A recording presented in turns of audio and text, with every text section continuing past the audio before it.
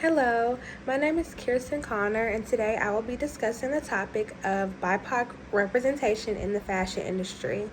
This topic is introduced in Chapter 5 in the Fashion, Dress, and Communication unit. So, to answer the first question, the history and origins of the topic or issue in society. So, the issue of BIPOC representation in the fashion industry is rooted in long history of racial exclusion, colonialism, and Eurocentric beauty standards. For decades, mainstream fashion centered whiteness as the ideal of beauty, professionalism, and desirability, and anyone who was not in that group was excluded and seen as less than.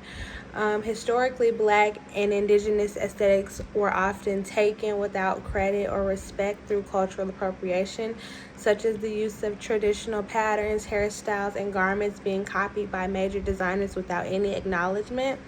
Runways, fashion magazines, and major brands regularly limited or erased BIPOC models, designers, and cultural influences, reinforcing the idea that fashion is a space reserved for white bodies and white narratives only. Question 2. The role or impact this topic or issue has in society today. So today, BIPOC representation in the fashion industry is a powerful and controversial issue because fashion is so closely tied to our identities, our self-esteems, and our cultural visibility. When certain groups are underrepresented, it sends a message about who's valuable and who's not. If we constantly are uplifting Eurocentric standards of beauty, Eurocentric standards of living, then anyone who is not included in that is made to feel like an outsider, is made to feel like they are an other, when everyone should be celebrated equally. And in the fashion industry especially, designers will take things that were created by Black people or Hispanic people or Asian people, etc., and put these things on white models. And it's like, why are these people of color not worthy enough to represent their own culture? Why not have Black models up there or Indigenous models or et cetera? Why, instead of having people showcase their own cultures, they would rather take and display it on someone else as a costume almost. Many BIPOC people feel unseen or excluded when shopping or consuming fashion media, which can negatively affect confidence and belonging. At the same time, increased conversations around diversity and inclusion have pushed the fashion industry to begin to address these issues, and social media platforms have given BIPOC creators a voice to challenge harmful standards and call out brands for lacking representation, making this issue more visible than ever. A good example of this is a creator on TikTok by the name of Gloria. She is a very beautiful, dark-skinned woman, and she got her platform by calling out many makeup companies and makeup brands because their darkest shades were nowhere near her skin color, therefore nowhere near being inclusive for a wide range and a wide shade of people.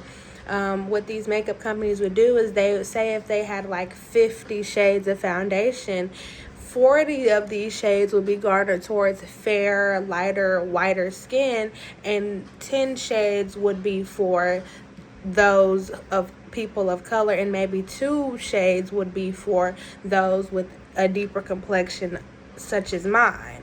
And even then, a lot of them weren't even dark enough for someone like me. So I think that we definitely have a long way to go, but I also think that it's great that there are platforms like TikTok where creators can come and speak their piece, because of her, so many of these brands have had to come back and redo their formulas and come out with more inclusive shades. And it's kind of sad because it's like, well, if you're gonna do it now that you get backlash, you could have done this initially. But either way, it's still progress nonetheless, and that's why it's so important for creators to be the representation that they wish to see. So yeah. So 3, the beliefs, values, and attitudes of supporters and how they express support through dress and appearance. So I think that supporters of BIPOC representation believe in inclusion, cultural respect, authenticity, and equity within the fashion world. They value honoring cultural heritage rather than exploiting it and appropriating it, and they advocate for more diversity within these models, designers, and decision makers in the industry. Many express their support through their dress and appearance by wearing clothing brands created by BIPOC designers, supporting Black-owned and Indigenous-owned brands, and proudly embracing culturally significant styles such as natural hairstyles, traditional fabrics, and symbolic jewelry. These choices serve both as expression of identity and acts of resistance against narrow Eurocentric beauty standards. Does the fashion industry support this topic or issue? The fashion industry has made some visible efforts to support BIPOC representation in recent years, but the support is often performative and very inconsistent. However, brands like Fenty, and Telfar have made meaningful contributions by centering Black models and creatives of color and celebrating non-traditional beauty.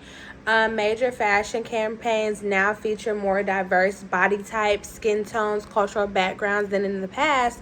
However, these efforts are still limited in comparison to the overall lack of diversity behind the scenes.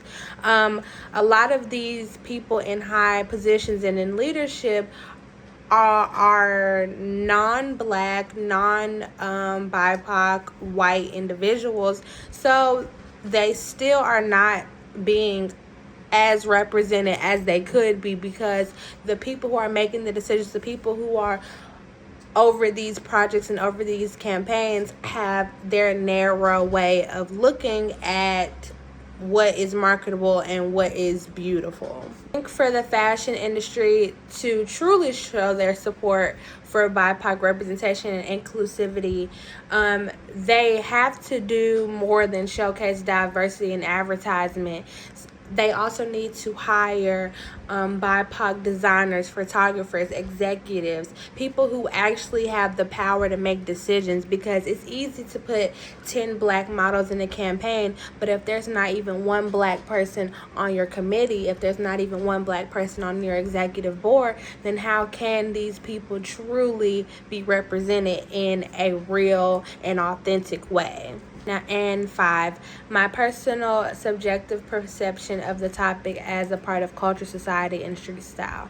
So personally, I definitely think that BIPOC representation is essential, and it definitely needs to happen within the fashion industry, because so many of the trends, the fashion trends, trends in beauty, trends in hair, etc., have been spearheaded and pioneered by the BIPOC communities.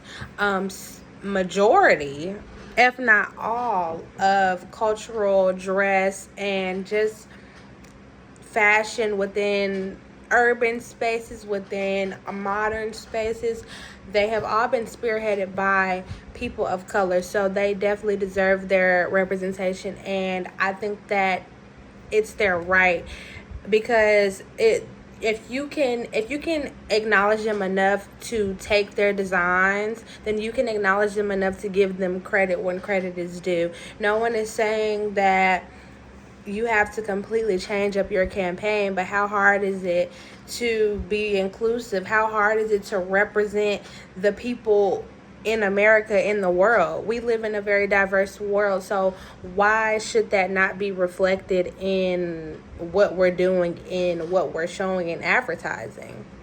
Unless you're trying to push a certain agenda, when that's a whole nother conversation. But alas. So this is my artist statement for my t-shirt, and you can look at the t-shirt. It is attached. So yeah. So my t-shirt design is inspired by feminism and the strength, resilience, and rebellion of women, particularly those who challenge norms and break barriers. The base of the shirt is a pink polo, a color often associated with softness and traditional femininity, which contrasts with the army green denim patchwork to symbolize the grit, toughness, and courage women possess. The use of repurposed jeans represents durability and the everyday strength of working women, while the spikes and safety pins reflect both protection and resistance against oppression and restrictive standards. The army green is a direct reference to women serving in the military, and it's inspired by my girlfriend, who is a veteran, honoring her bravery and the sacrifices made by women in uniform. When others see my design, I want them to take away the message that rebellious women make history and feel empowered to challenge limitations, take up space, and remember that progress has always been driven by brave, outspoken women rather than those who remain silent. Thank you.